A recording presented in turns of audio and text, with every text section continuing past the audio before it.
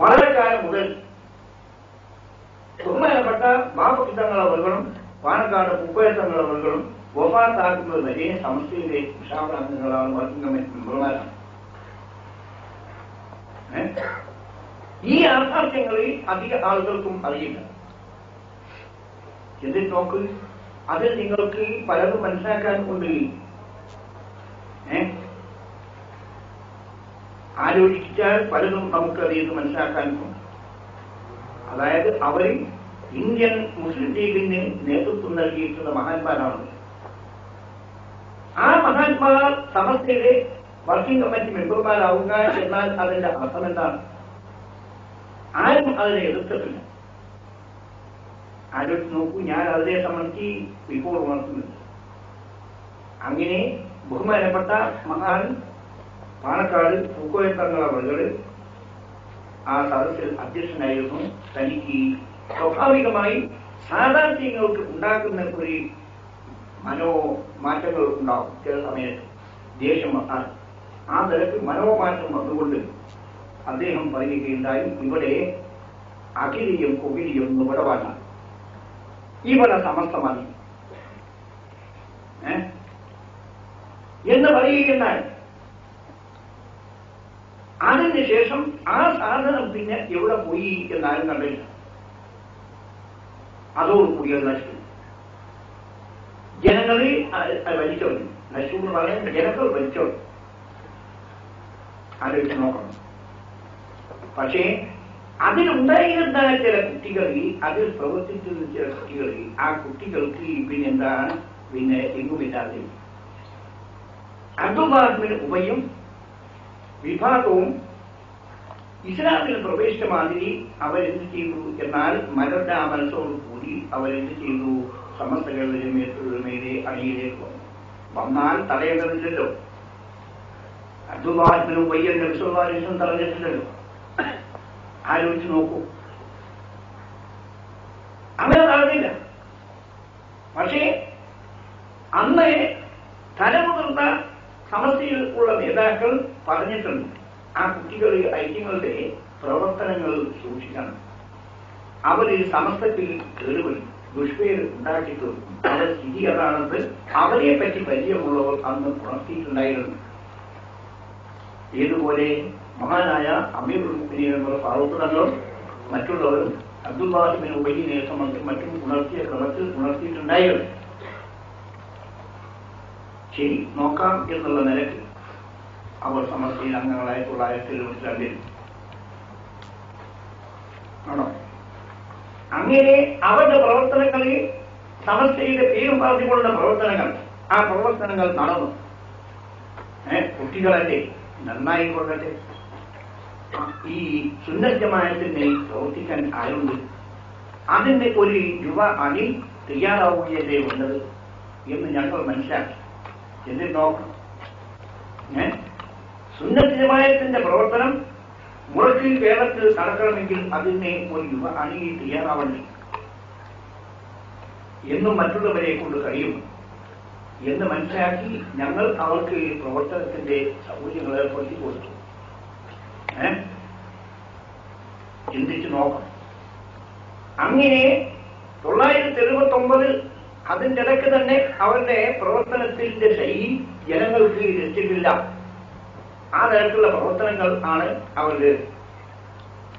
ഏതെങ്കിലും ആവട്ടെ 1979 മാനവസിയാർ പറഞ്ഞ നിരക്കിൽ അവരെന്ത് ചെയ്തു? സുന്നി യുവജന സംഘം. അതെന്തിനാണ്? കുട്ടികൾ നന്നാവാൻ വേണ്ടി. ആ സുന്നി യുവജന സംഘം യഥാർത്ഥത്തിൽ ഏർപ്പെടുത്തിയത് എന്തിനാണെന്നറിയുമോ? ഞങ്ങൾ ഏർപ്പെടുത്തിയിരുന്ന സമയത്തുള്ള ഉദ്ദേശം കേരളത്തിൽ ഹൈസ്കൂളുകളിലും കോളേജുകളിലും പഠിക്കുന്ന മുസ്ലിം സമുദായത്തിന്റെ സന്താനങ്ങൾ ആലോചിച്ച് ചിന്തിച്ച് നോക്കൂ. ഹൈസ്കൂളുകൾ,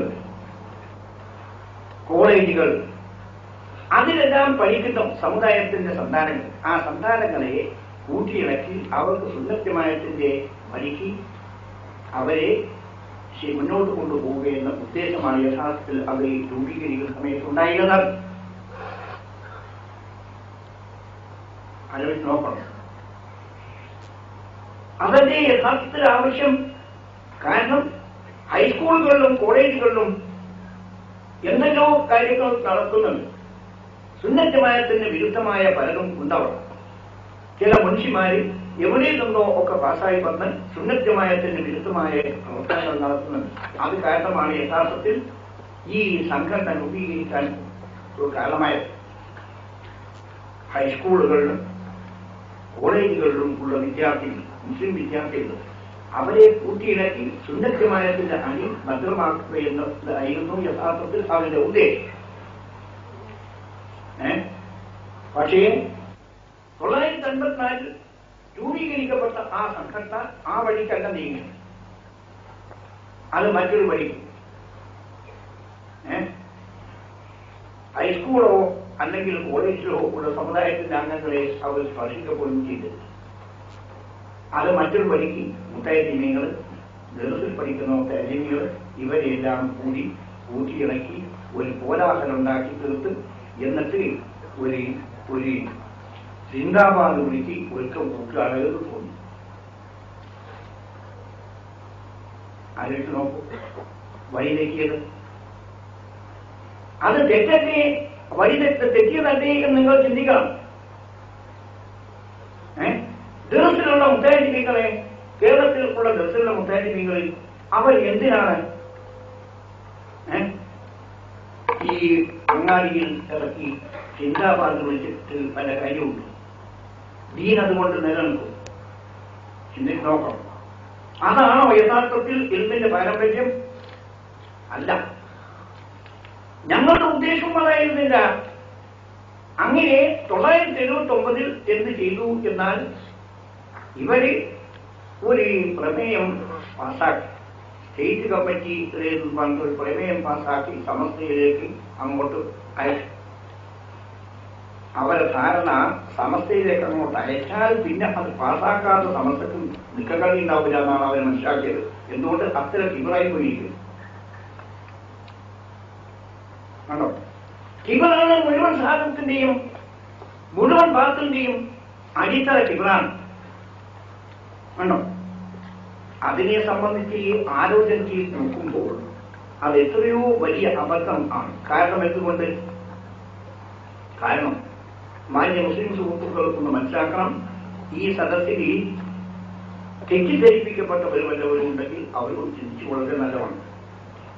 അബദ്ധം എന്ന് പറഞ്ഞാൽ ഇവിടെ UAE-യിലോ അല്ലെങ്കിൽ സൗദി അറേബ്യയിലോ ഉള്ള നിലയല്ലല്ലോ ഇന്ത്യയിൽ ഉള്ള മുസ്ലിം സമുദായത്തിന്റെ. ഇന്ത്യയിൽ മുസ്ലിം സമുദായം ഒരു ന്യൂനപക്ഷമാണ്,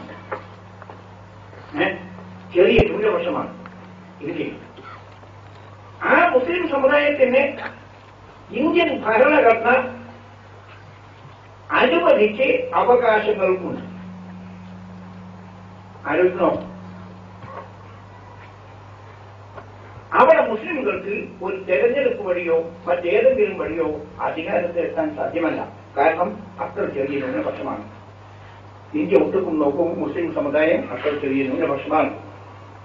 പക്ഷേ 1947 ഇന്ത്യ സ്വതന്ത്രയായ ശേഷം രൂപീകരിക്കപ്പെട്ട ഭരണഘടന, ആ ഭരണഘടനയിൽ മുസ്ലിം സമുദായത്തിന് ചില അവകാശങ്ങൾ വെച്ചിട്ടുണ്ട്. ഇന്ത്യൻ ഭരണഘടനയിൽ അവരുടെ മതന്യൂനപക്ഷങ്ങൾക്ക് അവകാശങ്ങൾ വെച്ചിട്ടുണ്ട്. അവരുടെ മതമനുസരിച്ച് അവർക്ക് ജീവിക്കാനും അത് പ്രചരിപ്പിക്കാനും സംഘടിക്കാനും ഈ തരം അവകാശങ്ങൾ ന്യൂനപക്ഷത്തിന് വെച്ചിട്ടുണ്ട് ഇന്ത്യൻ ഭരണഘടന. അത് നേടിയെടുക്കൽ സമുദായത്തിന് ആവശ്യമാണ്. ഭരണഘടനയിൽ എഴുത്തുണ്ടായാൽ പോലെ അത് സമുദായം നേടിയെടുക്കണം. ചിന്തിച്ച് നോക്കൂ. നിങ്ങൾ അല്പബുദ്ധി പ്രയോഗിക്കുന്നതായാൽ ഈ പറയുന്നതിന്റെ യഥാർത്ഥം നിങ്ങൾക്ക് മനസ്സിലാക്കാൻ കഴിയും. ഇന്ത്യൻ മുസ്ലിമുകൾക്ക് ഭരണഘടന അനുവദിച്ച് അവകാശങ്ങൾ ഉണ്ട്. ആ അവകാശങ്ങൾ നേടിയെടുക്കണം. അങ്ങനെ അത് നേടിയെടുക്കണമെങ്കിൽ അതിന് വേണ്ടി സംഘടിച്ച് പ്രവർത്തിക്കണം. അങ്ങനെ നാം സംഘടിച്ച് പ്രവർത്തിക്കുന്നില്ലാത്ത പക്ഷം നമുക്ക് അത് നഷ്ടപ്പെട്ടു പോകും എന്നതൊരു പരമാർത്ഥമാണ്. കാരണം നിങ്ങൾക്ക് ചിലർക്ക് അത് വേണ്ടല്ലോ, അതുകൊണ്ട് അത് വേണ്ട എന്ന് ഞങ്ങൾ ഒരു ബില്ല് കൊണ്ടുവന്ന് പാർലമെന്റിൽ ഒരു ചെറിയ ബില്ല് കൊണ്ടുവന്നാൽ അത്